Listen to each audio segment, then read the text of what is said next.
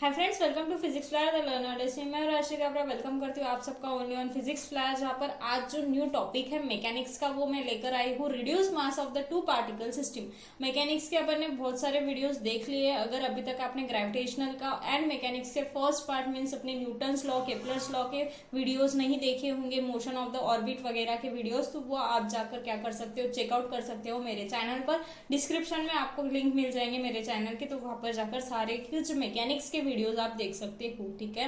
दूसरी बात ये कि मैंने चैनल पर अभी नया शुरू किया है कि मैं ला रही हूँ रिक्रूटमेंट। ठीक है, तो रिक्रूटमेंट्स के वीडियोस आपको कैसे लग रहे हैं ये मुझे जरूर बताना, और अगर ऐसे ही वीडियोस अगर आपको चाहिए रिक्रूटमेंट के तो फिर मैं ऐसे ही वीडियोस लाते रहूंगी। ठीक है, तो ये हो गई बात बेसिक से। अब अपन डायरेक्टली जाते हैं अपने मेन टॉपिक पर, जो कि आपका reduce mass of the two particle system. ठीक है, अब reduce mass of the two particle system में अब ये रिड्यूस मास क्या है, तो suppose if you have a two particle या फिर टू से ज्यादा पार्टिकल अगर आपके पास है, और दोनों भी पार्टिकल कैसे है, मोशन में है। लाइक देखो, जैसे अर्थ है एंड मून है। ठीक है, अर्थ भी मोशन में है एंड मून भी मोशन में। ठीक है, अब अर्थ मोशन में है, मून मोशन में, दोनों भी चीजें मोशन में है और दोनों भी किसी एक म्यूचुअल फोर्स से सपोज टू बी बाउंडेड है। लाइक अर्थ एंड जो मून है वो दोनों भी किससे बाउंडेड है, अपने ग्रेविटेशनल फोर्स से बाउंडेड है। ठीक है, तो ये दोनों भी चीज बाउंडेड है, फिर इसका जो इक्वेशन ऑफ मोशन है वो निकालना जो है वो थोड़ा सा टफ हो जाता है। ठीक है, तो अपन ऐसा कंसिडर करते हैं कि इफ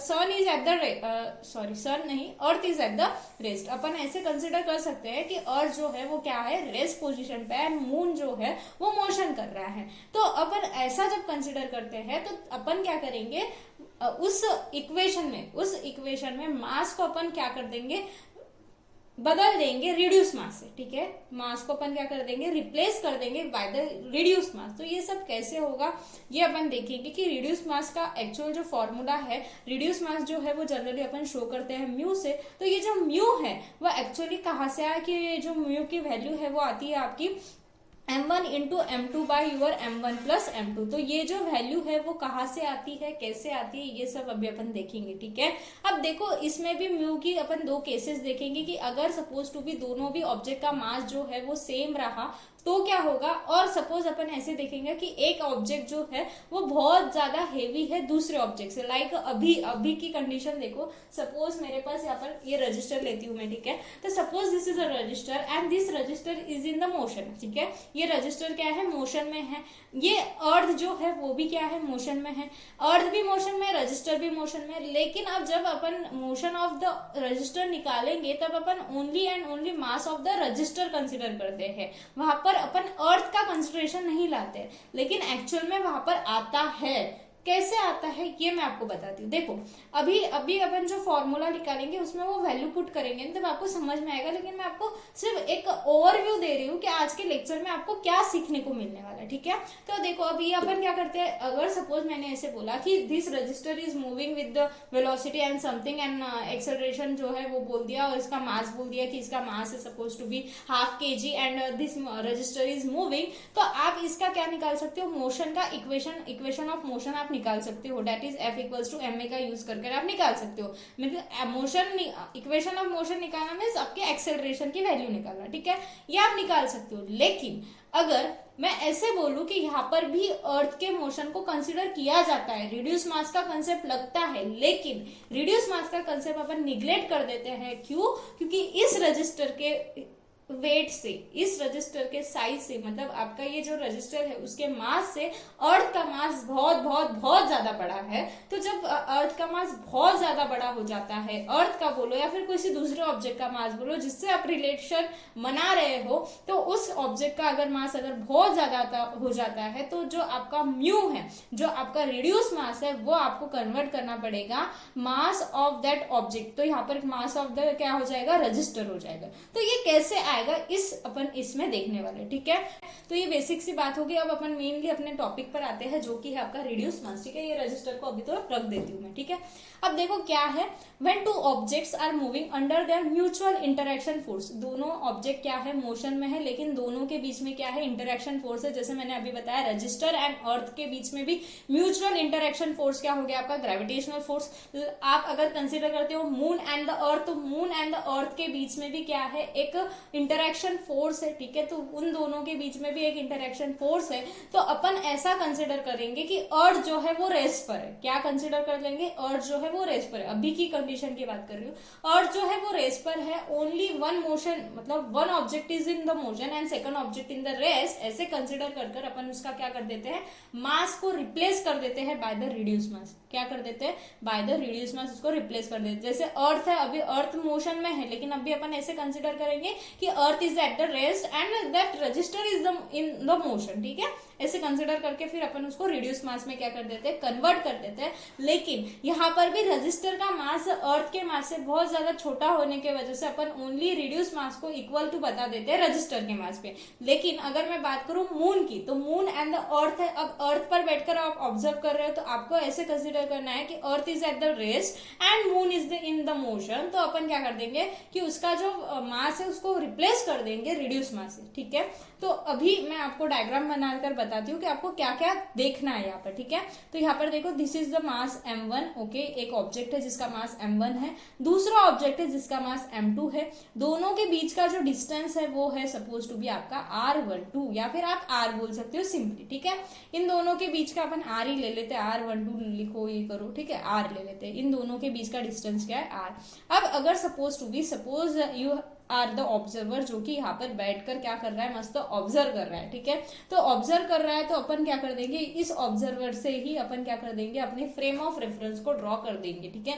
फ्रेम ऑफ रेफरेंस आप कहीं से भी ले सकते हो। अब यहाँ से अगर मैंने लिया तो this is my r1 position vector, ठीक है, और this is my r2 position vector, ठीक है, this is my r2 position vector, जिसकी डायरेक्शन होगी ऐसे और इनकी ऐसे, ठीक है। अब यहाँ से आपको ये समझ में आ रहा है कि एक क्या बन रहा है यहाँ पर, this is the your triangle, और यहाँ पर एक ट्राइंगल बन रहा है, तो इससे आप ऐसे सिंपली बोल सकते हो r is nothing but your r2 minus your r1, r is nothing but your r2 minus r1 नहीं, r1 माइनस r2 होगा, ठीक है। यहाँ पर क्या होगा, r1 माइनस r2, तो r is nothing but your r1 minus your r2, ठीक है, ये आप यहाँ से बोल सकते हो, ओके। अब यहाँ पर देखो, अपने को पता है कि फोर्स जो होता है वो नथिंग बट होता है मास इनटू एक्सेलरेशन, तो मास तो m लिख लेंगे और एक्सेलरेशन को अपन लिख लेंगे d r by d t square, d square r by d t square, right, ये आपने लिख दिया। अब देखो यहाँ पर जो फोर्स है वो दोनों के बीच में, मतलब m1 भी फोर्स लगा रहा है m2 पर और m2 भी लगा रहा है m1 पर, तो क्या है यहाँ पर फोर्स जो है, और दोनों भी एक में के रिलेशन में क्या है, इक्वल एंड अपोजिट फोर्स दे रहे हैं, तो अपन ऐसे बोल सकते हो कि force on 1 due to 2 is equals to negative force of 2 due to 1 equals to अपन दे देते हैं f, मतलब क्या कि आपका f of 1 2 is equals to F और minus F of 2 1 equals to F, मतलब क्या सेम है बट कैसे है, डायरेक्शन में अपोजिट है, ठीक है, ये अपन ने बोल दिया। अब आपको पता है कि F is nothing but your mass into acceleration that is your d square r by d t square, तो बस इसी को अपन क्या लिख लेंगे, इसके हिसाब से लिख लेंगे, किसके हिसाब से, 1 और 2, मतलब mass for one object and mass of the second object, तो उस हिसाब से अगर मैंने यहाँ पर लिखा तो आपके पास जो फोर्स है वो क्या हो जाएगा, फोर्स इज नथिंग बट हो जाएगा आपके पास m1 d square r by your d t square. अब यहाँ पर डी स्क्वायर r1 लेंगे फॉर फर्स्ट के लिए, ठीक है, और सेकेंड के लिए क्या हो जाएगा, सेकेंड के लिए हो जाएगा m2 d square r2 by d t square. अब लेकिन यहाँ पर देखो क्या होगा, यहाँ पर हो जाएगा माइनस, क्यों माइनस, क्योंकि अभी अपन ने क्या कंसिडर किया, minus of f of 21 is f, minus of F of 21 is F, तो यहाँ पर क्या हो जाएगा माइनस, ठीक है।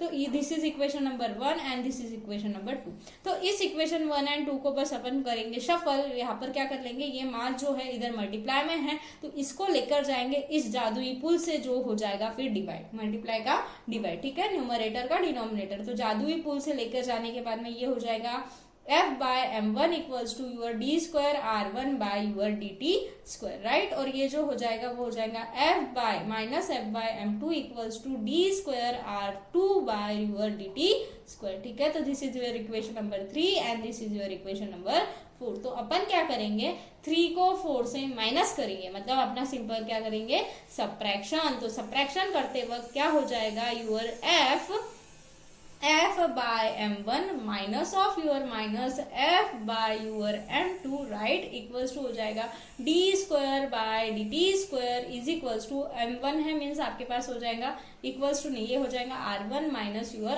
r2 right. तो ये हो जाएगा r1 माइनस r2 जो कि अपन ने ब्रैकेट में ले लिया, क्यों? क्योंकि d square by dt square upon क्या निकाल सकते हैं, कॉमन निकाल सकते हैं। और मैंने अभी आपको बताया था कि dr1 माइनस dr2 जो है, सॉरी dr1 माइनस dr2 नहीं, r1 minus r2 is nothing but your r, जो कि है दोनों के बीच का m1 एंड m2 के बीच का क्या डिस्टेंस, ठीक है। तो ये r अपन यहाँ पर पुट कर देंगे तो आपके पास क्या हो जाएगा d square r by dt square, ये हो गया आपका सिंपली एक्सेलरेशन। और यहाँ पर माइनस माइनस हो जाएगा प्लस, तो ये हो जाएगा f by m1 plus your f by m2। तो ये f जो है वो दोनों के इसमें कॉमन है तो अपन निकाल लेंगे कॉमन। तो कॉमन निकालने के बाद में यहाँ पर इक्वल्स टू अभी नहीं लेंगे, थोड़े बाद में ले लेंगे, ठीक है, एक स्टेप ज्यादा ले लेंगे। तो यहाँ पर क्या हो जाएगा 1 by m1 plus your 1 by m2 equals to your d square r by dt square. और इसको करो थोड़ा सा सॉल्व, तो सॉल्व करने के बाद में f इक्वल्स टू आपके पास हो जाएगा m2 plus m1 upon your m2 into m1 into m2 right equals to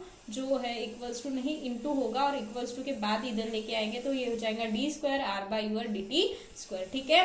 तो इसको अब यहाँ पर इक्वल्स टू के इधर लेके जाओ तो आपके पास क्या हो जाएगा, फोर्स जो है वो हो जाएगा m1 m2 by your m2 plus m1 into यहाँ पर क्या हो जाएगा d square r by d t square. तो ये जो है आपको एक इक्वेशन जो है आपका नॉर्मल सा इक्वेशन जो है force equals to mass into acceleration उसी टाइप का दिख रहा है, क्योंकि ये जो है this is nothing but your acceleration, this is nothing but your what acceleration. तो ये एक्सेलरेशन है तो ये क्या होना चाहिए, ऑब्वियस सी बात है ये क्या होना चाहिए, मास होना चाहिए। तो इस मास को अपन ने नाम दे दिया रिड्यूस मास, जिसको आप शो करते हो म्यू से, जिसको आप शो करते हो म्यू से। तो इस एक्सेलरेशन को आप क्या बोल सकते हो, this acceleration is for the relative motion. अगर कोई वेलोसिटी से किसी वेलोसिटी से मूव कर रहा है, अगर कोई दो ऑब्जेक्ट है वो सम वेलोसिटी से मूव कर रहे हैं लेकिन उनकी वेलोसिटी एक में से कैसी है, रिलेटिव वेलोसिटी है, तो आप क्या कर सकते हो, इस एक्सेलरेशन का फॉर्मूला जो है